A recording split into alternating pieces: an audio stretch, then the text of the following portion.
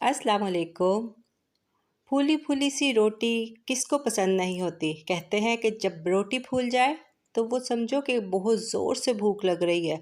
और ये रोटी फुलाना ये भी एक आर्ट होता है। हर किसी की रोटी ऐसे नहीं फूलती। उसकी हम रीज़न आपको बताएंगे, कहाँ कहाँ पे गलतियाँ होती हैं वो हम आपको आटा गूँधने में ही बता देंगे। बहुत से लोग कहते हैं कि आटा इस तरीके से गूँधे, आटा इस तरीके से गूँधे, इसमें ये डालें, ये डालें। ऐसा कुछ भी नहीं होता। बस हाथ का कमाल होता है। मैं यहाँ पर आटा गूँधने का तरीका, सही तरीका जो है वो बता रही हूँ। जो मैं इसको जिस तरीके से मैं इस्तेमाल करती हूँ ना, बस उस तरीके से आपको बता रही हूँ, क्योंकि इस तरीके से रोटी इतनी ज़बरदस्त फूलती है। मैंने यहाँ पर 1 किलो के जितना तकरीबन आटा ले लिया है, क्योंकि नाप तो मैंने नहीं लिया कि किलो ही मैंने मंगवाया है बाज़ार से। बस उसमें थोड़ा-सा नमक डालेंगे और थोड़ा-सा ही उसमें तकरीबन 2 चुटकी के जितना नमक डाला है मैंने, थोड़ा-सा अपनी मर्ज़ी है आप डालें ना डालें। और उसमें थोड़ा-सा मैंने यहाँ पर 2 चुटकी के जितना ही मैंने यहाँ पर मीठा सोडा ऐड कर दिया। अच्छे से दोनों चीज़ों को मिक्स करेंगे आटे के अंदर। मीठा सोडा उस वक्त डालिएगा आप अगर आपने रोटी को फ़ौरन ही बनाना है 5 से 10 मिनट के अंदर अंदर। वैसे आप मीठा सोडा मत डालिए। ये आपने अब यहाँ पर, लोग कहते हैं थोड़ा थोड़ा पानी डालकर आटा गूंदिए, इसका भी कोई मसला नहीं है। आटा गूंदना है उसको हमने सिर्फ़ और सिर्फ अपने हाथ से कंट्रोल करना है कि किस तरीके से हम उसको आटे को गूंद सकते हैं। आपने सेंटर से जगह बनानी है और उसमें पानी डालकर थोड़ा थोड़ा सा आटे को ऐसे मसलते रहें और मिक्स करते रहें।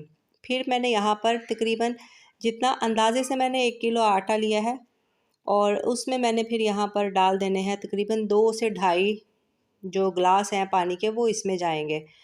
वो मैंने एक काफ़ी काफ़ी ज़्यादा पानी डालकर, आप देख रहे हैं कि मैं आटा गूंद रही हूँ, कोई इसमें मसला नहीं होता। लोग थोड़ा थोड़ा सा डाल के कहते हैं कि वो आटा बहुत सख्त हो जाता है। जितना आटा सख्त होता है ना, रोटी उतनी ज़्यादा पापड़ी की सूरत में और अकड़ी हुई बनती है।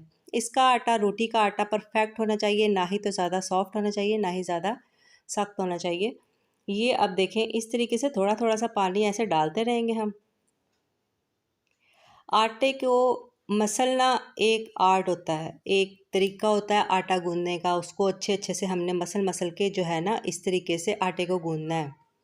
इससे क्या होगा, जो ख़मीर है वो जल्दी उठेगा इसका। अगर आपने रोटी जल्दी बनानी है, अचानक मेहमान आ जाएं और जाने वाला कोई ना हो रोटी लाने वाला, तो आप इसको बस फटाफट से आटे को गूँधिए। अगर आपको, लोग बहुत से इसमें आटा भी डालते हैं, वो या सिंपल सी रोटी बनानी है, उसमें कोई ऐसा जतन नहीं करनी, कुछ भी नहीं। आपके सामने मैंने ये चीज़ें डाली हैं और इसी तरीके से हम इसको फटाफट से रोटी बनाकर मैं आपको दिखाऊंगी कि कितनी फूली हुई रोटी इसी आटे से हमने फ़ौरन फ़ौरन बना लेनी है। आटे को सारा इसी तरीके से खुश्क करते रहेंगे, फिर एंड में थोड़ा सा पानी लगाकर इसके ऊपर लगाकर तकरीबन 5 मिनट के लिए हम इसको छोड़ देंगे। 5 मिनट छोड़ना इसलिए ज़रूरी है कि इसके अंदर हो, सबसे बढ़कर हमने यहाँ पर जो इस्तेमाल किया है, गर्म पानी इस्तेमाल किया है। गर्म पानी का आप इस्तेमाल करेंगी तो आप तकरीबन 10 मिनट के अंदर अंदर रोटी बनाने के काबिल आपका ये आटा हो जाएगा। नीम गर्म पानी लीजिएगा, इतना नहीं हो कि आपका हाथ भी उसमें ना डल सके। नीम गर्म बस होना चाहिए। फिर एंड पे हमने यहाँ पर हल्का सा इसके ऊपर ऑयल लगा देना है। उससे ये होगा कि रोटी जो है आपकी बहुत सॉफ्ट बनेगी और फूल जाएगी। आपने देखा होगा, जैसे ही अक्सर शुरू में हम कोई नमक पारा या समोसा वगैरह बनाते हैं, उसमें हम शुरू में घी या तेल को डाल देते हैं। वो तरीका नहीं करना, यहाँ पर ऊपर हल्का सा लगाना है ताकि पापड़ी भी ना बने इसकी, क्योंकि ये गर्म पानी में आटा हमने गूंदा है। अब इसको 5 मिनट के बाद हम यहाँ पर आपको दिखाते हैं। ये देखिए, इस तरह से ये 5 मिनट के बाद आपको लगेगी। अब मैं इसको हल्का हल्का सा, जैसे ही मैं इसे फोल्ड करूँगी, ये इतना सॉफ्ट हो जाएगा। ये देखिए हाथ से ही कितना सॉफ्ट हमारा ये आटा हो गया है। ये देखें, बस आपने इसको ज़्यादा अब मसलना नहीं है, क्योंकि हमने पहले बहुत अच्छे तरीके से इसको गूंद लिया है। अब इसको हमने फ़ोल्ड करना है ऐसे गोल सा एक पेड़ा बनाकर। इसको हमने जिस डब्बे में रखना है आप उसमें रखिए, और अगर इस्तेमाल अभी करना है तो फ़ौरन से आपको मैं बताती हूँ किस तरह से आपने इसी टाइम पर आपने इसका पेड़ा बनाना है। और रोटी मैं आपको अभी इसी वक्त आपको बना कर दिखाती हूँ। मैं यहाँ पर बग़ैर खुश्का लगाए आपको पेड़ा बनाकर दिखा रही हूँ, क्योंकि इसमें हल्का सा हमने ऑयल लगाया है। ये देखिए इस तरह सा, बस इस तरह से हमने इसको फ़ोल्ड किया। ज़्यादा मैंने इसको मसला ही नहीं, झंझट ही ख़त्म हो गया कि आटे के हम बहुत ज़्यादा उसको आटे को बेलते रहते हैं पेड़ा बनाने के लिए, वो करना ही नहीं आपने। इसका ये तरीका है, मेन जो तरीका है ना ये है कि आपकी रोटी इससे फूलेगी कि आपने इसको पेड़े को ही यहाँ पर हल्का सा फोल्ड करना है।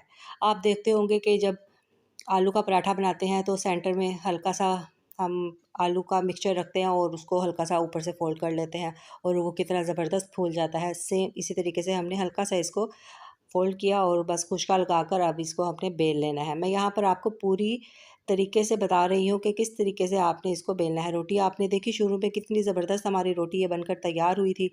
अब ये देखें इस तरीके से अब मैं इतने बेलने के बाद हाथ से इसको मैं बढ़ाऊंगी। अगर आपको हाथ से बढ़ाना दिक्कत लग रही है तो आप इसको बेल ही लीजिए सारी को, कोई मसला नहीं है, लेकिन आपने एहतियात करनी है कि इस पे खुशका नॉर्मली लगाएं। मैं अब आपको नज़दीक से दिखाऊंगी कि रोटी जो है उसका जो हमारा टेक्सचर है वो कहीं से भी फटा हुआ नहीं है, बिल्कुल परफेक्ट बनी है। छोटे से पेड़े से इतनी अच्छी ये देखिए आपको नज़र आ रही होगी कि कहीं से भी ऐसा नहीं महसूस हो रहा कि हमने ये रोटी अभी इसी ताज़े पेड़े से हमने आटा गूंदा जो उससे बनाई है। इतनी शानदार ये फूली हुई रोटी बनकर तैयार है। आप इसको जब भी आपके घर में मेहमान आए तो इस तरह से आप कीजिएगा, बहुत अच्छी आपकी रोटियां बनकर तैयार हो जाएंगी। दुआओं में याद रखिएगा। मिलते हैं नेक्स्ट वीडियो में, इजाज़त दीजिएगा। अल्लाह हाफिज़।